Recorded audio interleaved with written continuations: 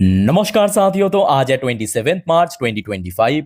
बाजार के साथ साथ ज्यादातर सेक्टर में आज बहुत ही बढ़िया रिकवरी देखने को मिला, सिवाय एक सेक्टर। जी हाँ, उसी बारे में हम आगे वीडियो में चर्चा करेंगे। बट दोस्तों, आज की डेट में ना पूरे दुनिया में एक व्यक्ति है जिसको लेके बाजार, सिर्फ इंडियन मार्केट की मैं बात नहीं कर रहा हूँ, पूरे वर्ल्ड मार्केट काफी डरा हुआ है और बहुत ही एक अनसर्टेनिटी के फेज में गुजर रहा है। वह ये व्यक्ति यूएस के प्रेसिडेंट डोनाल्ड ट्रंप।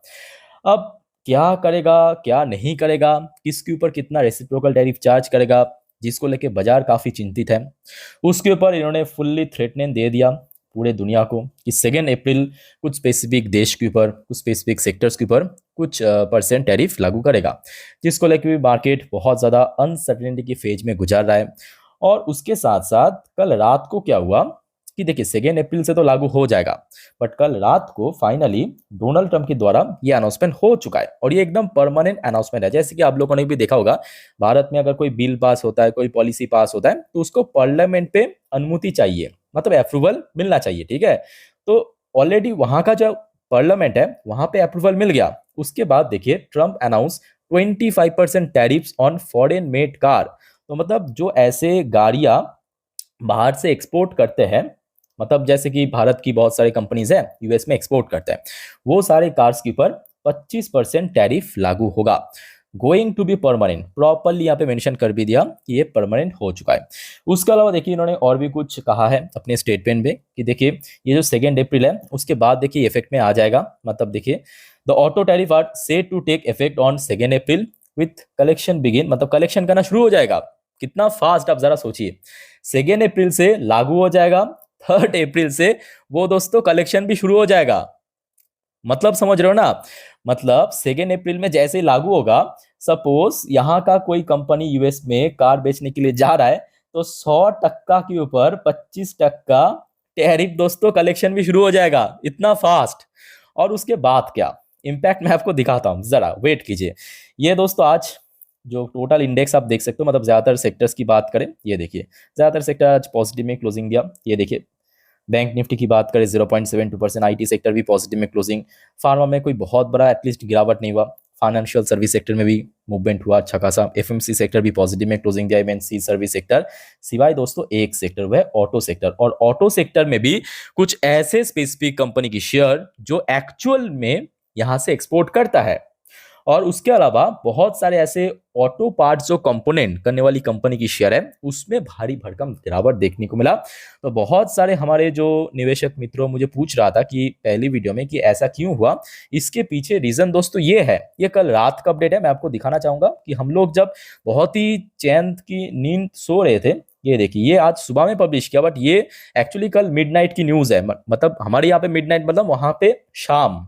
ठीक है, तो उस टाइम पे ये अनाउंसमेंट हुआ, तो हम लोग तो बढ़िया से चैन की नींद सो रहे थे। उसके बाद सुबह सुबह इम्पैक्ट कुछ ऐसा देखने को मिला। ओके, अब उसका परिणाम मैं आपको दिखाता हूँ। देखिए आज की डेट में क्या हुआ। देखिए, टाटा मोटर्स, सोना बीएलडब्ल्यू, संवर्धन मदरसन स्लाम अप टू 7%। शुरू में लगभग 7% के आसपास गिर गया था। ट्रम्प 25% टैरिफ डिसीजन, और ये एकदम परमानेंट हो चुका है, जो कि ट्रम्प के द्वारा ऑलरेडी मेंशन कर दिया। इसके अलावा और भी बहुत सारी कंपनी की शेयर गिरा। आइए उस बारे में एक एक करके आपके साथ मैं शेयर करता हूं जानकारी। सबसे पहले शुरुआत करेंगे हमारे प्यारा कंपनी टाटा मोटर्स, जो कि अपने सेक्टर की एक बहुत ही वाइटल एंड टॉप कंपनी होने के साथ साथ ये निफ्टी 50 की पार्ट भी है। तो मतलब आज इसका इंपैक्ट हमें ना केवल सेक्टर वाइज देखने को मिला, सेक्टर का तो गिराया, बट निफ्टी 50 को भी नीचे की तरफ पुश करने की कोशिश किया। और शेयर में कोई छोटा मोटा गिरावट नहीं, आप समझ सकते हो कि शुरू ही हुआ था इतना गैप डाउन 667 पे। उसके बाद देखिए कुछ समय के लिए ऊपर पहुंच गया था 675, सस्टेन नहीं कर पाया था और लगातार सेल ऑफ इसमें भी चला। और आखिर में देखिए क्लोजिंग दिया उसी लेवल पे, मतलब जहां पे ओपन हुआ लगभग उसी लेवल पे क्लोजिंग दे दिया, 669.50 रुपए पे, लगभग 5.5% गिरावट के साथ। अच्छा, लास्ट 5 दिन की अगर हम बात करें, शेयर में थोड़ा थोड़ा रिकवर हो रहा था। जैसे कि बाजार में हमने देखा था बहुत सारे अपडेट आ रहा था, जैसे कि आपके एफआईएस द्वारा लगातार इन्फ्लो आ रहा है, तो उसके साथ साथ मार्केट भी धीरे धीरे करके एक सस्टेनेबल रिकवरी की फेज में जा रहा है, थोड़ा कंसोलिडेशन का भी रिकवरी। तो टाटा मोटर्स की शेयर भी अगर हम बात करें, लगभग 14 से 15% के आसपास रिकवर कर गया था। आज की डेट में फिर से पुराने लेवल पे आ चुका है। अच्छा, टाटा मोटर्स तो गिर गया। अब सवाल उठता है कि सर कहाँ तक गिर सकता है। देखते जाइए, मैं आपको फुल्ली चार्ट पैटर्न को बेस करके समझा देता हूँ। तो टाटा मोटर्स की शेयर को अगर हम ऑब्जर्व करें तो अभी गिरावट नहीं हो रहा है। गिरावट दोस्तों लगभग 6 महीने पहले से शुरू हो चुका था। शेयर जब अपना हाई टच किया था 1100 के ऊपर, कितना, 1179 रुपए की लेवल पे। उसके बाद आप देख सकते हो कंटिन्यूअसली इसमें गिरावट हुआ, बैक टू बैक 5 से 6 महीना। लास्ट टाइम जब शेयर अपना बॉटम टच किया था, वो टच किया था लगभग सॉरी 620 रुपए के आसपास, कितना, 650 के नीचे, लगभग कोई 620 630 रुपए के आसपास कुछ समय के लिए सपोर्ट मिला।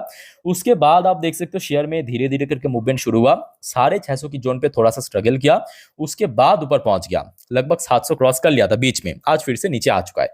तो इमीडिएट अगर हम बात करें 650 की जोन पे दोस्तों एक अच्छा सपोर्ट मिल सकता है, बिकॉज एक टाइम पे बहुत बढ़िया यहाँ पे रेजिस्टेंस मिला था, इवन बहुत बार सपोर्ट भी मिला था।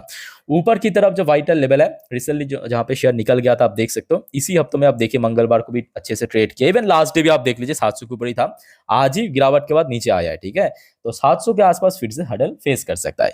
एक और दोस्तों सवाल आपके मन में आ सकता है कि सर टाटा मोटर्स की स्पेसिफिकली कौन प्रोडक्ट, दोस्तों मैं आपको बता के रखना चाहता हूँ, जेलर जो वर्जन है ना, यहां से एक्चुअली टाटा मोटर्स सबसे ज्यादा मुनाफा कमाता है आज की डेट में। इवन उसका जो रेवेन्यू स्ट्रक्चर है, यहाँ से सबसे ज्यादा रेवेन्यू कलेक्ट होता है, ठीक है। जेलर मतलब आपके जैगुआर लैंड रोवर, वो बेसिकली एक बाहर की कंपनी है, जैसे कि आपको मालूम होगा टाटा मोटर्स जो कि उसको पूरा खरीद लिया था, काफी सालों पहले की बात है, बहुत पुरानी स्टोरी। तो जेलर जो है वो यहाँ से एक्सपोर्ट करता है, ठीक है। टाटा मोटर्स की मेन सब्सिडरी कंपनी है। इसके अलावा एक और शेयर गिरा है आइशर मोटर, बट अगर आप देखेंगे आज महिंद्रा की शेयर उतना गिरा नहीं है, क्योंकि महिंद्रा की जो एक्सपोर्ट होता है यूएस में वो बहुत ही कम, मतलब अगर आप टोटल बैलेंस शीट देखेंगे या सेल्स की रिपोर्ट देखेंगे, वही 1-1.5% के आसपास टोटल एक्सपोर्ट करता है, ठीक है। वो भी नहीं है, कभी कभी उससे भी कम होता है। जिस वजह से आप देखिए सुजुकी, इसका एक्चुअली सुजुकी महिंद्रा की मेन मार्केट भारत है, तो यहाँ पे कोई बहुत बड़ा दिक्कत होने वाली बात नहीं है। दिक्कत कहाँ पे होगा, टाटा मोटर्स को होगा। दिक्कत कहाँ पे होगा, आइशर मोटर को भी थोड़ा सा होगा, क्योंकि आइशर मोटर अपना एक बहुत ही पॉपुलर प्रोडक्ट रॉयल एनफील्ड आरई, जो कि बहुत ही चलता है, और रॉयल एनफील्ड के सेगमेंट पे ना आइशर मोटर जो है धीरे धीरे मार्केट को बढ़ाना शुरू कर दिया था, एक्सपैंड करना शुरू कर दिया था। बहुत सारे यूरोपियन यूनियन की कंट्रीज में, चाहे यूके हो, फ्रांस हो, जर्मनी में बहुत अच्छा रिस्पांस मिला, उसको देखा देखी यूएस में भी पहुंचा, वहां पे भी बहुत अच्छा रिस्पांस मिला। तो एक्चुअली जिस वजह से आप देख सकते हो आइशर मोटर शुरुआती दौर में बहुत नीचे ओपन होने के बाद कुछ समय के लिए थोड़ा सा रिकवर कर गया था, क्योंकि टाटा मोटर्स की तरह देखिए, टाटा मोटर्स और आइशर मोटर में फर्क क्या है कि टाटा मोटर्स की जो मेन रेवेन्यू सेगमेंट होता है ना, वहां पे ही पिट रहा है, वहां पे ही पिटेगा। टाटा मोटर्स की जो मेन रेवेन्यू सेगमेंट है वो आपके जेलर सेगमेंट है, ठीक है, और उसके ऊपर ही मेनली टैरिफ चार्ज करेगा यूएस, समझ रहे हो ना मेरी बात। बट आइशर मोटर की बात करें, इसकी मेन सेगमेंट मैं कहूंगा यहां से एक्सपोर्ट नहीं है, या मेन प्रोडक्ट जो है वो सिर्फ और सिर्फ रॉयल एनफील्ड नहीं है। आइशर मोटर जो है कमर्शियल व्हीकल्स भी मैन्युफैक्चर करता है, ये भी याद रखिए, चाहे बस हो सकता है, बड़े लेवल की ट्रक हो सकता है, टेम्पो हो सकता है, ठीक है। तो जिस वजह से आइशर मोटर की शेयर उतना नहीं गिरा जितना टाटा मोटर्स की शेयर गिरा, कनेक्ट कर पा रहे हो आप।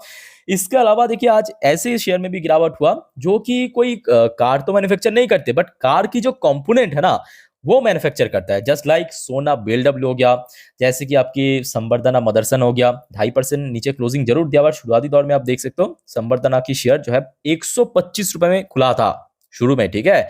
अब आपके दिमाग में आया होगा क्या यहां से पार्ट पुर्जा मतलब जो कंपोनेंट है यूएस में एक्सपोर्ट करता है, तो उसके ऊपर तो टैरिफ चार्ज नहीं किया, तो जी नहीं, ऐसी बात नहीं है। ये जो संवर्धना मदरसन की बात करें, सोना बीएलडब्ल्यू की बात करें, या उनो मिंद्रा की बात करें ना, ये सारे कंपनी एक्चुअली कनाडा की बहुत सारे जो बड़े बड़े कंपनी है, टॉप नॉच कंपनी, उसको क्या करता है, एक्सपोर्ट करता है यहां से। अब वो जो कैनेडियन प्रोडक्ट है वो जाता है यूएस पे। अब यूएस क्योंकि हर एक यहाँ पे कोई इंडिविजुअली, अगर आप देखेंगे डोनाल्ड ट्रम्प ने कोई इंडिविजुअली देश या कोई इंडिविजुअली जोन को टारगेट नहीं किया, कोई इंडिविजुअल कंपनी को भी टारगेट नहीं किया, सीधा सीधा कहा कि देखिए टोटली जितने भी फॉरेन मेड कार्स है उसके ऊपर 25% टैरिफ देना पड़ेगा, सिंपल बात। तो जिसके चलते चाहे वो कनाडा से हो सकता है, चाइना से हो सकता है, ऑस्ट्रेलिया से हो सकता है, कोई भी अफ्रीका से हो सकता है, उसके ऊपर टैरिफ लगेगा। अब क्योंकि कनाडा की बहुत सारे कंपनी को ऑटो जो कंपोनेंट है सप्लाई करते हैं, तो उसमें अगर टैरिफ बढ़ गया तो ऑटोमेटिकली प्राइसिंग बढ़ जाएगा। इम्पैक्ट आपको ये जितने भी ऑटो कंपोनेंट मैन्युफैक्चरिंग कंपनी है ठीक है, उस पे शेयर प्राइस पे भी इम्पैक्ट पड़ेगा। और जिसके चलते आप देख सकते हो आज सोना बीएलडब्ल्यू की बात करें, ये भी गिर गया 6%। या संवर्धना मदरसन की बात करें, ये भी गिर गया 2.5%। शुरू मतलब शुक्र है कि ओपन जहाँ पे हुआ था वहाँ पे क्लोजिंग नहीं दिया। उनो महिंद्रा की बात करें, ये भी आप देखिए नीचे क्लोजिंग दिया बीच में, तो ये भी एकदम धप करके गिर गया था, 900 के नीचे आ गया था। ठीक है, तो ये है दोस्तों मेनली कारण। तो होपफुली देखिए आपको समझ आ चुका है। फिर भी आपका कोई दिक्कत है, डाउट है, कंफ्यूजन है, कमेंट करके पूछिए। अच्छा, वीडियो वाइंड अप करने से पहले दोस्तों आप सभी को रिक्वेस्ट करूंगा, अगर आपने अभी तक चैनल को सब्सक्राइब नहीं किया, चैनल को सब्सक्राइब भी करके रखिए। और वीडियो अच्छा लगे तो प्लीज वीडियो को लाइक करके जरूर एनकरेज करना। तो फिलहाल इस वीडियो को वाइंड अप करता हूँ, मिलते हैं नेक्स्ट वीडियो पे। टेक केयर, बाय बाय, जय हिंद।